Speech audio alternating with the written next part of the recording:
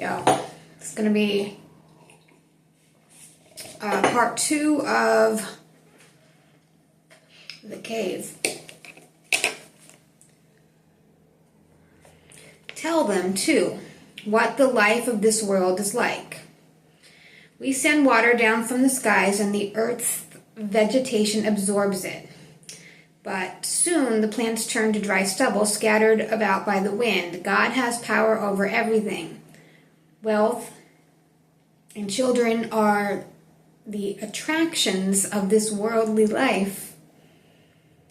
But lasting good works have a better reward with your Lord and give better grounds for hope. On the day we make the mountains move away and you see the earth as the open plain, we shall gather all people together, leaving out no one. And they will be lined up before your Lord. Now you have come to us. We first created you, although you claimed we had not made any such appointment for you. The record of their deeds will be laid open, and you will see the guilty, dismayed at what they contain, saying, "Woe to us! What a record this is! It does not leave any deed, or small or large, unaccounted for. They will find everything they ever did laid in front of them. Your Lord will not be unjust to anyone." We said to the angels, "Bow down before Adam." And they all bowed, except for Iblis. Not Iblis. He was one of the jinn. And he disobeyed the Lord's command. Are you people going to take him and his offspring as your masters instead of me? Even though they are your enemies. What a bad bargain for evildoers. I did not make them witness to the creation of the heavens and earth, nor to their own creation. I do not take my supporters as those who lead others astray. On the day God will say, "Call on those you claimed were my partners." They will call them, but they will not answer. We shall set a deadly gulf between them, and the evildoers will see the fire, and they will realize that they are about to fall into it, and they will find no escape from it. In this Quran, we have presented you every kind of illustration for people, but man is more contentious than any other creature. Now that guidance has come to them, what stops these people believing and asking forgiveness from their Lord before the fate of their earlier peoples annihilates them? Before the fate of the earlier peoples annihilates them, or their torment confronts them. We only send messengers to bring good news and deliver warning. Yet the disbelievers seek to refute the truth with false arguments and make fun of my messages and warnings. Who could be more wrong than the person who is reminded of the Lord's messengers and turns his back on them, ignoring what his hands are storing up for him in the hereafter? We have put covers over their hearts so that they cannot understand the Quran. We have put heaviness in their ears, although you call them to guidance, prophet, they will never accept it. Your Lord is the most forgiving and full of mercy. He took them to task for the wrongs they have done. He would hasten their punishment on. They have an appointed time from which they will have no escape, just like the former communities we destroyed for doing wrong. We set an appointment time for their destruction. As for Moses, he said to his servant, "I will not rest until I reach the place where the two seas meet, even if it takes me years." But when they reached the place to where the two seas meet, they had forgotten all about their fish, which was made its way into the sea and swam away. They journeyed on, and then Moses said to his servant, "Give us our morning meal. This journey of ours is tiring." And the servant said, "Remember when we were resting by the rock? I forgot the fish.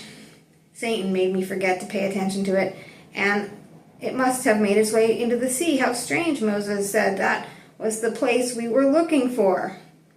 So the two turned back, retraced their footsteps, and found one of the servants, and a man to whom we had granted our mercy, and whom we had given knowledge of our own.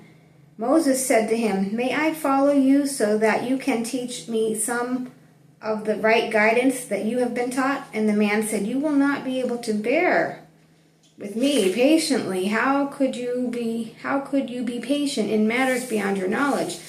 Moses said, God willing, you will find me patient. I will not disobey you in any way. And the man said, If you follow me, then do not query anything I do before I mention it to you myself. They traveled on. Later, when they got into the boat, the man made a hole in it. And Moses said, How can you make a hole in it? Do you want to drown the passengers? What a strange thing to do. He replied, Did I not tell you that you will never be able to bear with me patiently? Moses said, Forgive me for forgetting. Do not make it too hard for me to follow you. And so they traveled on. Then, when they met a young boy, and the man killed him, Moses said, How could you kill an innocent person? He hasn't killed anyone. What a terrible thing to do. He replied, Did I not tell you that you would never be able to bear with me patiently? Moses said, From now on, if I query anything you do, banish me from your company. You have put up with enough from me.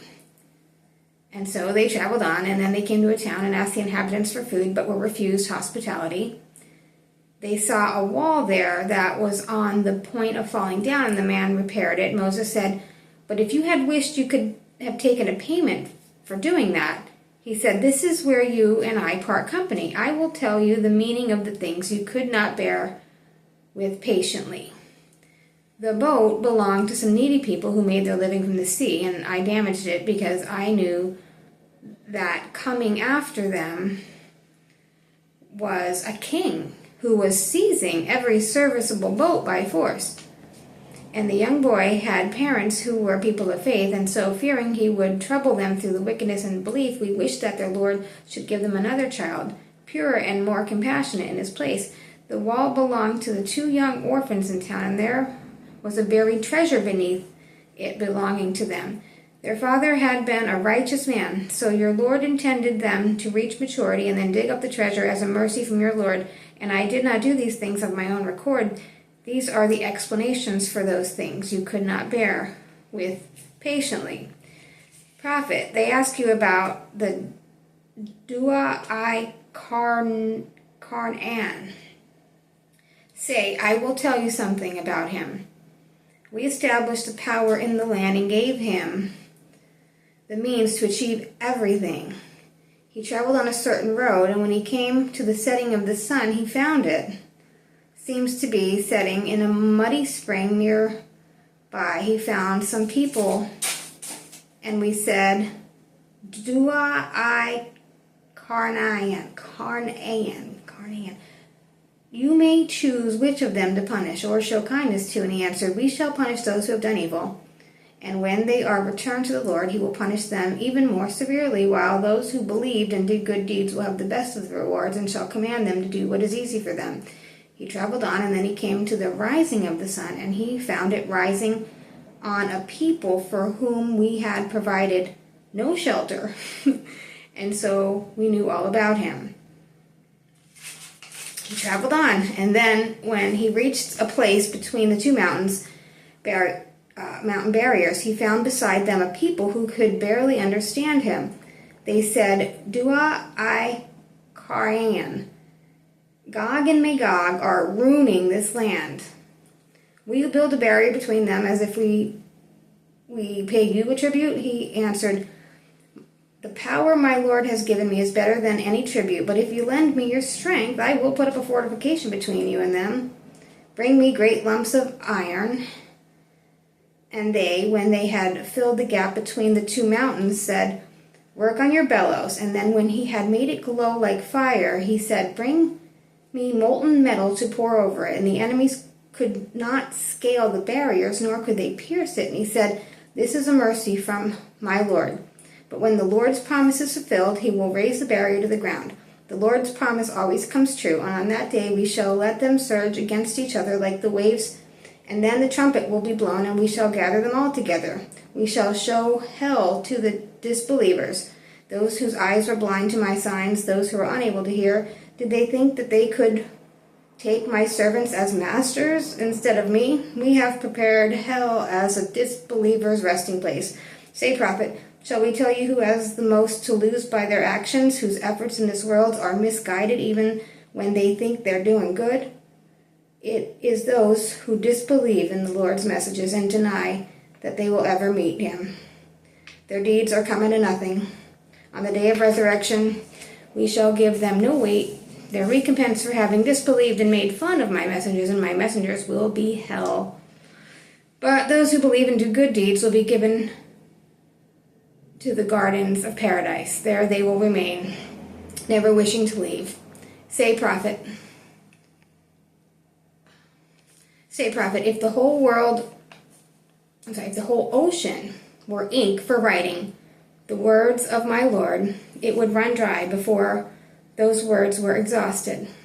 Even if we were to add another ocean to it, say, I am only a human being like you, to whom it has been revealed from your God is one. Anyone who fears to meet his Lord should do good deeds and give no one a share in the worship due to his Lord.